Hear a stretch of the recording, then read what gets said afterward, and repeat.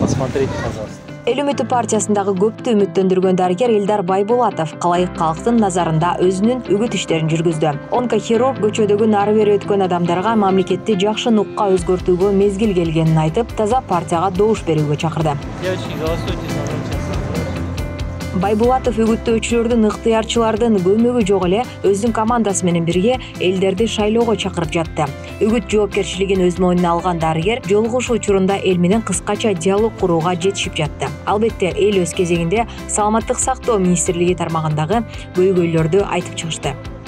10 номер, өзүм профессор, кандидат наук. Ал эми дарыгердин дарегине айтылган суранычтар четте калбасын үчүн Элдар Байбулатов калктын суранычтарын коргоочу костюмдардын сыртына жазышын суранды. Абдан креативдүү көрүндү. Анын үстүнө элдин суранычтары четке кагылбайт жана унутулбайт. Үгүт иштери бүткөн соң суранычта жазылган костюмдар тийиштүү органдарга жөнөтүлөт. Биздин ой пикирибиз момундай: парламентке буюрса таза кишилер келиш керек. Таза адистер, профессионалдуу, эмгектүү, тигил өз көз карашы менен ошол кишилер келсе өнүгүү болот да.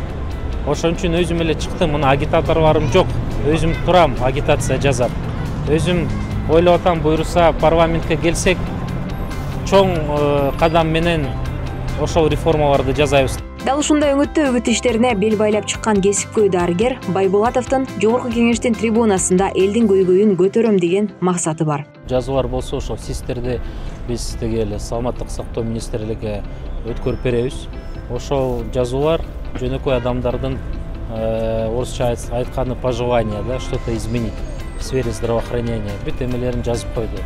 Андан кийин бир акция болот, бүт сиздерди чогултуп ошол жака которобуз да бүт бар.